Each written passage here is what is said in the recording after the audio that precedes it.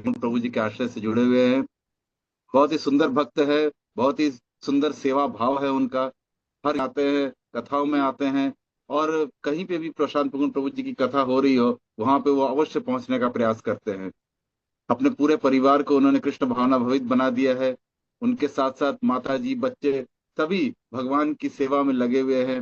भगवान श्री कृष्ण के नाम का प्रचार प्रसार करने में लगे हुए हैं। खुद पीएचडी चैम्बर ऑफ कॉमर्स में बहुत ही अच्छे पोजीशन पे जॉब करते हैं। पर साथ साथ अपना कृष्ण भावनामृत का जो प्रचार है उस पर भी करते हैं। तो ऐसे सुंदर भक्त के मुखारबिंद से आज हम सुनेंगे कि आज के दिन में श्रील प्रभुपाद ने क्या कहा, उसे कैसे समझे और कैसे अपने जीवन में उतारे। तो मैं रिक्वेस्ट करता हूँ his grace Gangadhar Prabhu ji, please अपना माइक अनम्यूट कर लीजिए और आज के दिन का श्रील प्रभुपाद का कोट हमारे सामने प्रस्तुत करें। हरे कृष्णा।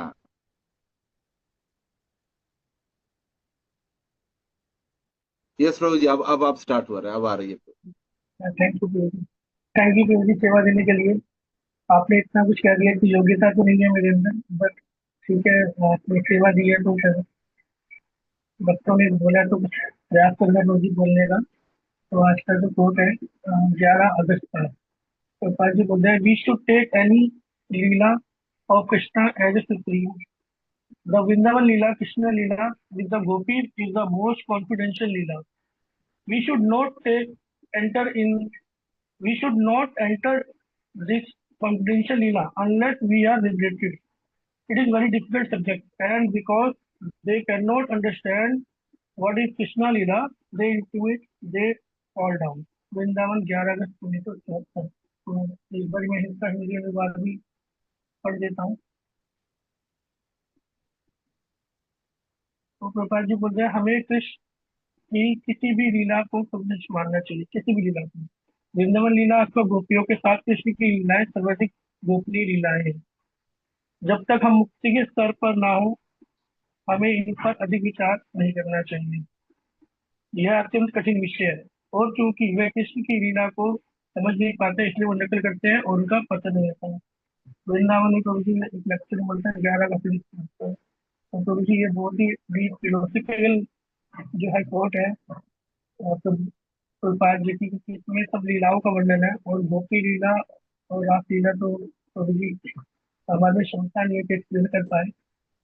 मैं भी थोड़ा प्रयास है आचार्यों का वित्तीय आचार्य का अनुसरण करते हुए प्रशांत परिचय का जरूर बनाने के लिए थोड़ा सा बोलने का प्रयास करते हैं। वो विष्णु पादा है कृष्ण निष्ठाएं के लिए शुरू से भक्ति विधान करने के लिए सबसे पहले विजय भाव में बताने के लिए श्री शुरू।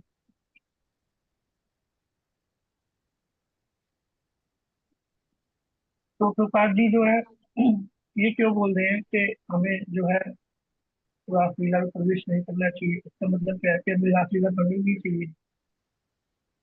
इसका मतलब है कि हमें रासलीला को अपनी जो है भौतिक बुद्धि, भौतिक चेतना से समझना नहीं चाहिए।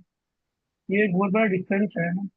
सबसे पहले तो हमें यही समझना चाहिए कृष्ण कौन है। भगवद गीता के 10वें अध्याय के 8वें श्लोक में भगवान बोलते हैं, हम समस्त प्रभावो मत सर्व प्रवर्तते यदि मत भजन्ते माम बुद्धवा भाव सम्मिता।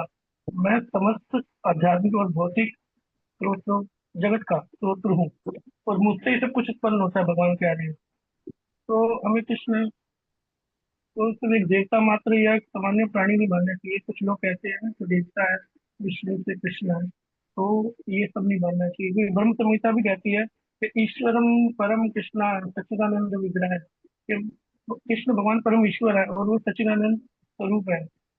परम कृष्ण लीला सुनते हैं सबसे पहली बात हमें याद आती है कि सबसे पहले जो है कृष्ण लीला में भगवान कृष्ण का जन्म हुआ। तो भगवान का जन्म हुआ तो भगवद गीता के जो फोर्थ चैप्टर नौवा सॉरी हाँ चौथे अध्याय के 9वें श्लोक में बताया गया, जन्म कर्मचा में दिव्य एवं योति वेति तत्वता सत्यता देहम पुनर्जन्म नेति निमेति। तो अर्जुना, भगवान कहते हैं कि मेरे जन्म और कर्म दोनों दिव्य है। ध्यान दीजिए, भगवान ने बोला कि धार्मिक नहीं है, मेरे कर्म दिव्य है। तो भगवान जो भी लीला कर रहे हैं ना वो सब दिव्य ही है, चाहे भगवान के कर्म हो या कोई भी का हो। तो भगवान कृष्ण का जो बालक रूप है, बाल स्वरूप है, वो भी दिव्य है। उनकी माखन चोरी लीला है वो भी दिव्य है। गाय गौ चढ़ने के लिए जाते हैं तो वो भी दिव्य है। वृंदावन में उन गोपियों के साथ वो नृत्य करते हैं तो वो भी दिव्य है। कंस का वध किया तो वो भी दिव्य है। तो भगवान की हर लीला जो है दिव्य है। इसलिए प्रभुपाद जी कह रहे हैं कि हमें जो लीलाएं हैं भगवान कृष्ण की, वो सब कृष्ण के जो भी कार्य है, उसको लीला समझना चाहिए। और वृंदावन की लीला इतनी मतलब कॉन्फिडेंशियल क्यों है, वो कोर्ट में प्रभुपाद जी बोल रहे हैं, क्योंकि द्वारका में जो है कृष्ण जो है द्वारकाधीश है, और मथुरा में वो राजकुमार है, और कुरुक्षेत्र में जो है अर्जुन के मित्र है। मगर वृंदावन में क्या होता है, भगवान जो है यशोदा मैया के पुत्र के रूप में है, नंद बाबा के पुत्र के रूप में है, गोपियों के गोपीजन है, और गोपाल के मित्र है, गवाल बाल के। और माता यशोदा कहती है कि ये मेरा बच्चा है, और गोपियाँ क्या कहते हैं, कृष्ण हमारे प्राण धन है। तो ये वृंदावन की विशेषताएं हैं। अब वैकुंठ में क्या है और द्वारकाधीश में क्या है, द्वारका में क्या होता है कि वैकुंठ में भगवान के प्रति ना अधिक हमारे पास ऐश्वर्य होता है ना। भगवान हम सोचते चतुर्भुजधारी है, वो नियम वाले हैं, सर्वशक्तिमान है, भगवान मेरे स्वामी है। लेकिन वृंदावन के अंदर जो है प्रेम इतना गहरा है कि भगवान की मानता पीछे चली जाती है, माधुर्य रस आगे आ जाता है। इसलिए तो माँ यशोदा जो है, मैया यशोदा जो है किसी को बांध देती है, और किसी के विषय में अपने प्यार से जो है दामोदरी लीला में हमने देखा होगा कि वो कृष्ण को बांध देती है। और भगवान के विषय में गीता भी ये कहती है, मता परम परमतम न्यायता, मता परम तरम ना ना ना अन्य कशिता अस्ति धनंजय। 7वें अध्याय में बोला भगवान ने, 7वां अपनी 8वां श्लोक है, मुझे थोड़ा बहुत याद है कि हे अर्जुन मुझसे श्रेष्ठ कुछ भी नहीं है। तो उसी जो भगवान कह रहे हैं कि मुझसे श्रेष्ठ कोई भी नहीं है, वही भगवान माता यशोदा की जो है रस्सी से बनना जो है बन जाते हैं, जो पूरे ब्रह्मांड के भगवान है, जिनके पूरे ब्रह्मांड की रस्सी भी छोटी पड़ती है। तो हम देखते हैं कि ये कोई सामान्य बात नहीं है, ये जो है माधुर्य रस का प्रेम है कि भगवान उसे बन जाते हैं। अब आप हम लोग क्या कृष्ण को बांध सकते हैं, भगवान को शक्ति से बांध सकते हैं? अब कोई बोल गया बहुत बड़ा ज्ञानी हो क्या वो अपने ज्ञान से बांध सकता है? कोई बहुत बड़ा धनी हो क्या धन से बांध सकता है भगवान को? योगी भी नहीं बांध सकते। तो कृष्ण जो है सिर्फ प्रेम से माधुर्य से बनते हैं। इसलिए दामोदर लीला में मैया यशोदा उनको कृष्ण को बांध दिया, दो रस्सी जो है 2 उंगली छोटी पड़ गई थी, मगर भगवान ने उन पर कृपा करी, स्वयं उन्होंने अनुमति दी। तब कृपा जब देखा मैया यशोदा इतना प्रयास कर रही है, तो भगवान ने कृपा की, एक दूसरी जो है वो फिंगर उंगली लगाई, तो उससे जो है भगवान कृष्ण माधुर्य रस में बंध गए। तो जीव अपनी शक्ति से भगवान को पकड़ना चाहता है, लेकिन भगवान जो है कृपा कर भक्त का जब प्रेम मिलता है तो स्वयं वो बन जाते हैं। और अब गोपियों का प्रेम समझने का प्रयास करते हैं हम। सबसे बड़ी समस्या हमें यही रहती है, हम इसको जो है अपनी भौतिक बुद्धि से सोचते हैं। हरे कृष्णा। इसको जानकी प्रभु जी कृपया अपना माइक अनम्यूट कर लीजिए। तो अब गोपियों का हम जो प्रेम जो है भगवान के प्रति कैसा है कि हम उसको ना भौतिक बुद्धि समझते हैं अपनी, एक स्त्री पुरुष का संबंध समझते हैं। जबकि हम कृष्ण और गोपियों से सुनते हैं कि हमारा मन तुरंत कृष्ण और गोपी के बारे में सुनते हैं तो हमारा मन तुरंत जो है भौतिक बुद्धि से उनकी तुलना करने जाता है। यही हमारी गलती है। हमें इसको भौतिक बुद्धि से नहीं, आध्यात्मिक बुद्धि से समझना होगा कि जो दिव्य लीला है, गोपियों का प्रेम क्या है, वो कृष्ण को पसंद करने के लिए है। और हमारा जो प्रेम होता है वो अपनी इंद्रिय तृप्ति के लिए, सुख के लिए होता है। तो काम और प्रेम में यही अंतर है कि काम क्या कहता है कि कृष्ण मुझे क्या देंगे, काम मतलब इंद्रिय सुख, क्या कहता है कृष्ण मुझे क्या देंगे। तो प्रेम कहता है कि मैं किसको क्या दे सकता हूँ। तो यहाँ पहले वाले सेंटेंस में जो है काम जो है इंद्रिय सुख जो है, मैं जो है वो केंद्र में है। दूसरे वाले में जो सेंटेंस है उसमें प्रेम में कृष्ण है। तो काम में व्यक्ति भगवान को सुख का साधन समझता है, और प्रेम में भक्त जो है भगवान को सुख देने का साधन बन जाता है। तो इसलिए गोपी का जो प्रेम है वो भौतिक प्रेम नहीं है, आध्यात्मिक प्रेम है। अब सुखदेव गोस्वामी ने, जब हम देखते हैं भागवत, श्रीमद् भागवत पुराण को देखते हैं, उसमें 10वें स्कंद के 33वें अध्याय पूरा रासलीला का ही, उन्होंने एक चैप्टर ही पूरा रासलीला के ऊपर बोला हुआ है। तो रासलीला का वर्णन जब 10वें स्कंद में आता है 33वें अध्याय में ना, तो उसमें सुखदेव गोस्वामी बता भी रहे हैं, और एक मतलब एक समझ लीजिए कि चेतावनी भी दे रहे हैं कि नैतर समराचरता जातु वन सापी हा अनीश्वरा विनाशस्य अग्रन मध्य यथा रुद्रो बुद्धि जा विषम। दोबारा एक बारी अनुमान करो। ना एत साम्राज्यता जातु मनसा अपि ही अनीश्वरा, ना शरंति आचरणा बहुधाते यथा आरुद्रा अबुद्धि विषम। जो व्यक्ति, इसमें बोल रहे शुद्ध नहीं, जो व्यक्ति महानिरंतक है, नहीं है, जो महानिरंतक नहीं है, उसको शासक व्यक्ति को व्यवहार करना, अनुकरण नहीं करना चाहिए। मतलब जो भगवान की नकल नहीं करनी चाहिए मानसिक बुद्धि से। कोई साधारण व्यक्ति मूर्खतावश ऐसे व्यवहार का अनुकरण करता है तो वह स्वयं को नष्ट कर देगा। ठीक उसी तरह जैसे रुद्र, रुद्र हम ना होने पर भी हम विष का सागर पी लेंगे तो हम नष्ट हो जाएंगे। भगवान शिव जी ने जो है हलाहल विष पी लिया, क्या हम पी सकते हैं? क्योंकि हम नष्ट हो जाएंगे, क्योंकि वो भगवान के परम भक्त है, लक्ष्मण शंभु।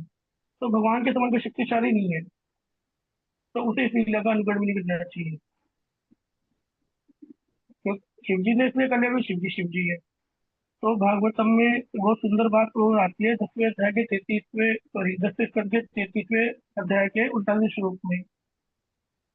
बोलते हैं, विकृतम व्रजा बुद्धि वीरम इदम च विष्णु श्रद्धा विंतो नन्यस्ते अथा वर्ण येदो या भक्तिम परम भगवती पति लब्धा कामा हृदय रोगम अश्व अपनहोति अचिन्ह धीरा। जो व्यक्ति भगवान की गोपियों के साथ इस लीला को श्रद्धा पूर्ण सुनता और श्रवण करता है, वह भगवान की परम भक्ति को प्राप्त करता है और हृदय में काम रूपी रोग को समाप्त कर देता है।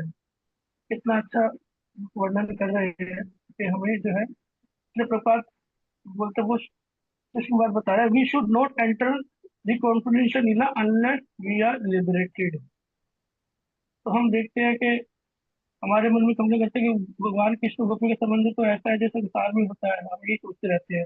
मगर ये हमारा जो मानसिकता में गलत है।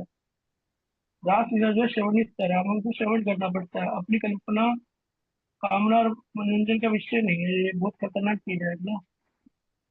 जैसे हम शिव भागवतम पढ़ते हैं तो पहले क्या होता है, भगवान का स्वरूप आता है, फिर भक्तों की कथाएं आती है, प्रहलाद की कथाएं आती है, ध्रुव की कथाएं आती है, अजामिल और विष्णु जी का वो आता है, तो प्रसंग आता है, और भगवान श्री कृष्ण का प्रकट्य आता है, फिर बाली लीला, फिर गोचरण आता है, फिर गोवर्धन लीला आती है, उसके बाद अतरंग लीला शुरू होती है। इतना सब कुछ पढ़ने के बाद तो आप सोचिए कि हमें डायरेक्ट एंटर नहीं होना चाहिए भगवान की लीलाओं में ना।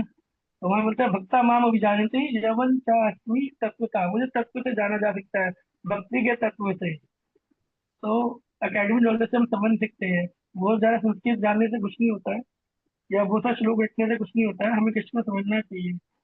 आप देखिए उसके, अब उसको समझने के लिए हमें कहा जाना पड़ेगा, हमें गुरु के पास जाना पड़ेगा। फिर दोबारा भगवद गीता बोला कि अब गुरु से कैसे समझेंगे, तब विधि पढ़ी पाती ना परी कृष्ण से गया उपदेश शक्ति से ज्ञानम ज्ञान तो दर्शन। फिर गुरु के पास जाओ, विनम्रता पूर्वक प्रश्न पूछो, सेवा करो, तब जाके हमें गुरु, साधु और शास्त्र, ये तीनों जो है हमें समझाएंगे कि रासलीला का वर्णन कैसा है। हम देखते हैं कि चैतन्य महाप्रभु ने बताया कि हमारी जो स्थिति है वो क्या है।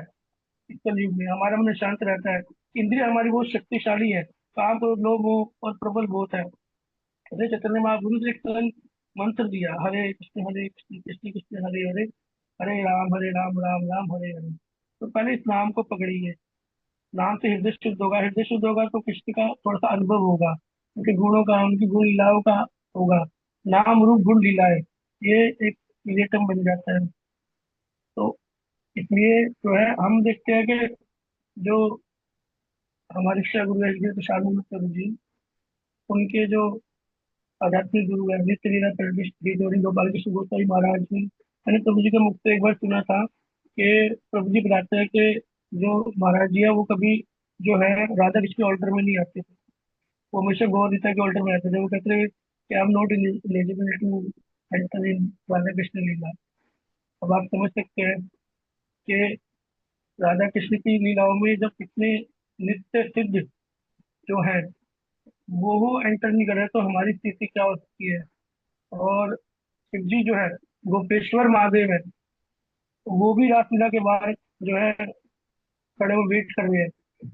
शिव जी जैसे परम वैष्णव वो भी रासलीला में एंटर नहीं कर पा रहे हैं, तो हमारी स्थिति क्या हो सकती है आप समझ सकते हैं, है ना। तो एक बहुत, तो हमें जो है दास बन के रहना है। चैतन्य महाप्रभु कहते हैं कि गोपी भक्त कमले दास दास दास अंदर, मैं गोपियों के प्रति श्री कृष्ण के चरण कमलों का दास दास दास रहना चाहता हूँ।